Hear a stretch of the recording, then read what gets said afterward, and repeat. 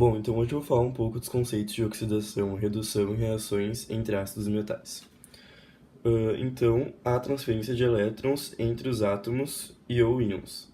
Aqui está representado um átomo e ele é chamado de redutor porque ele é oxidado. E oxidação é quando o átomo perde um elétron.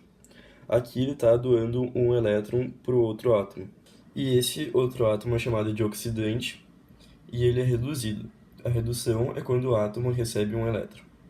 Esse fenômeno também pode ser chamado de oxirredução ou redox. Na oxidação, o NOx, que é o número de oxidação, que é a carga elétrica que o elemento adquire quando faz uma ligação iônica, aumenta por elemento ter perdido elétrons. E a redução ocorre quando o elemento ganha elétrons e o NOx diminui. Aqui dá para observar alguns exemplos, que, por exemplo, a formação do sal de cozinha, que pode ser chamado também de cloreto de sódio ou NaCl. O sódio, que é o Na, cede um elétron para o cloro, Cl, formando o cátion Na+. Ele sofre oxidação, pois perdeu um elétron e seu NOx aumenta de 0 para +1. O cloro recebe um elétron, formando o ânion cloreto, Cl-, ou seja, sofre redução, pois seu NOx passa de 0 para -1. Aqui está a equação exemplificada.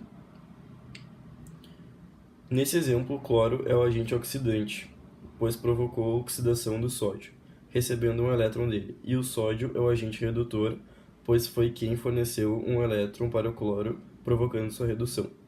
Aqui, resumindo tudo, a reação de oxirredução acontece quando há transferência de elétrons, a oxidação acontece quando o átomo perde elétrons e o NOx aumenta, e a redução quando o átomo ganha elétrons e o NOx diminui.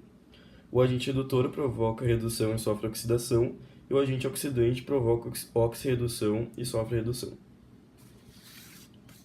Aqui tem outro exemplo além desse, que é quando um prego formado por ferro enferruja pelo contato com oxigênio e com a água, formando o 2FeOH2, que é a ferrugem.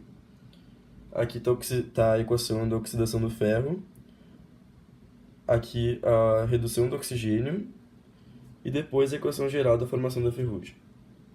O ferro sofre oxidação, então ele é o agente redutor, e o oxigênio sofre a redução, então ele é o agente oxidante.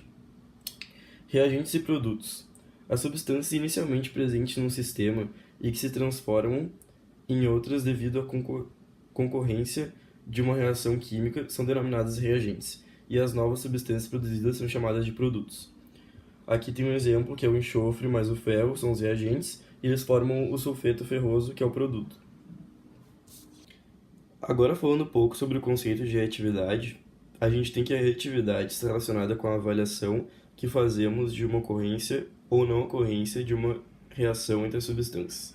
Ela é uma propriedade periódica não avaliada para os gases nobres. E para avaliar a reação entre as substâncias, é necessário conhecer a reatividade dos metais e a reatividade dos ametais. Começando pela reatividade dos metais, para saber se um metal é mais reativo do que o outro, é necessário lembrar o conceito de eletropositividade. A eletropositividade é a capacidade que um átomo tem de ceder elétrons para o outro átomo durante uma ligação. Os metais mais eletropositivos tendem a ser mais reativos.